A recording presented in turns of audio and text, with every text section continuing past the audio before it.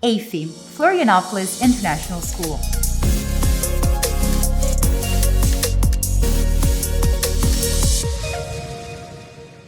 Hello, welcome to EIFCast. Halloween is approaching, so today we are going to listen to a spooky story co-written by myself and an 8th grade student, JA. The title of the story is The Red Dot. My bedroom is still not ready. I've been waiting more than a month, but the architect assured me that I would approve of the redesign. God, I still don't know why I choose to buy this house. When I first looked around, I fell in love with its antique charm. Its statues and the old-fashioned portraits lining the walls. In reality, it's so damn creepy, but something in my head keeps telling me, you made the right choice, stay. My bedroom is finally finished, newly decorated and fits to sleep in order they assure me. I have yet to see it. I bought a new super smart TV online.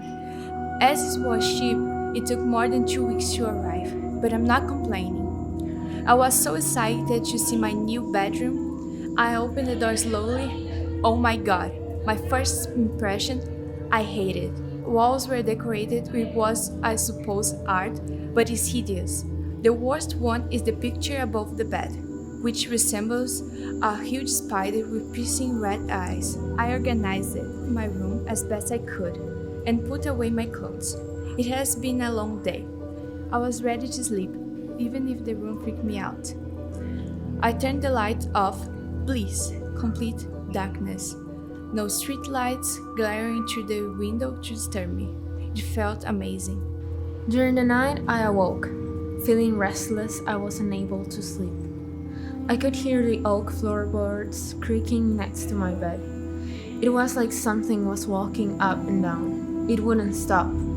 I sat up.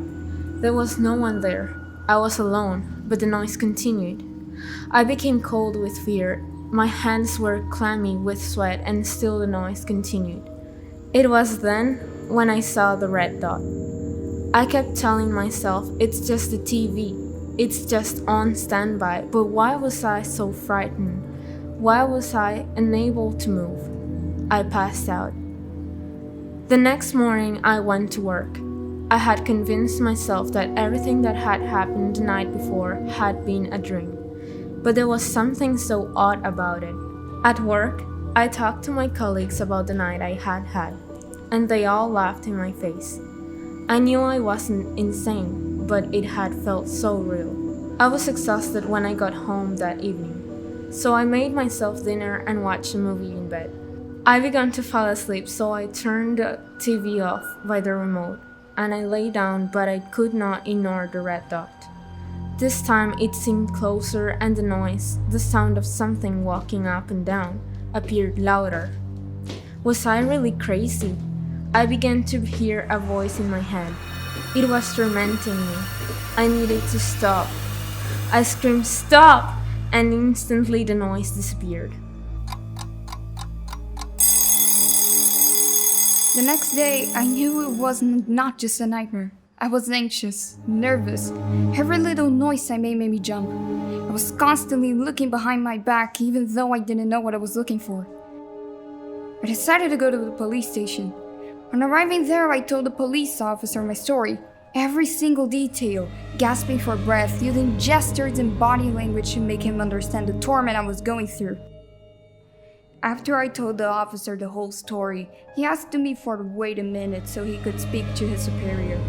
I watched him enter the office. Both the officers started laughing. They were laughing at me, at my story, my torment. My blood began to boil.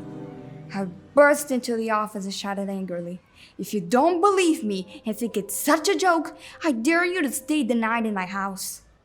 The police officer I had spoken to agreed to stay the night to prove there was nothing in my story. Now, honestly, I didn't want to return to my house, but I needed to prove to someone that I wasn't crazy.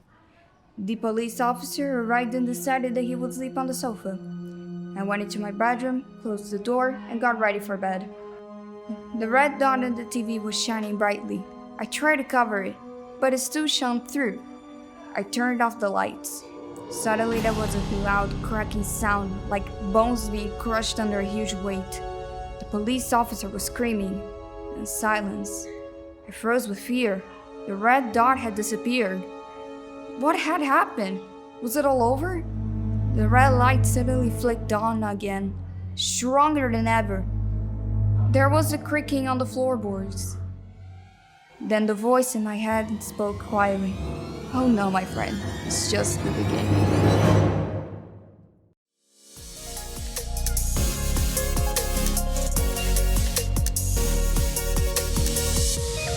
EIFE, Florianopolis International School.